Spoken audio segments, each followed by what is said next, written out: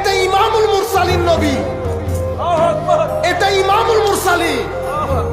আমার আল্লাহ বাদে কেউ ছিল না, নবীকে বানিয়েছেন আল্লাহ। কেমন ভাবে বানিয়েছেন? একজন ব্যক্তিকে আপনি 4 ডাইমেনশন দিয়ে চিনতে পারবেন: আকওয়াল, আফআল, আখলাক, আহওয়াল। ব্যক্তির কথা, ব্যক্তির কর্ম, ব্যক্তির চরিত্র, ব্যক্তির ভিতরের সৌন্দর্য।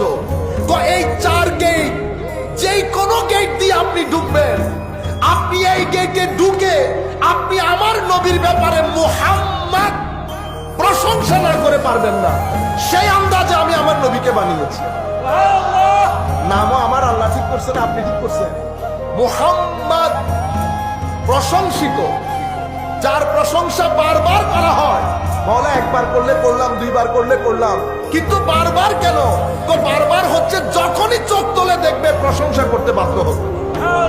আমি নবীকে এভাবে বানিয়েছি, এমন নবী যাকে মুসা আলাইহিস ইসলামও ইমাম মানে, ঈসাও যাকে ইমাম মানে, কুল কায়নাতের আম্বিয়া যাকে ইমাম মানে, যার ঘরের দরজায় জিবরিল আমিন ওহী নিয়ে এসে বসে থাকে, যার ঘরের দরজায় এসে পারমিশন চায়, হুজুর আসতে পারি।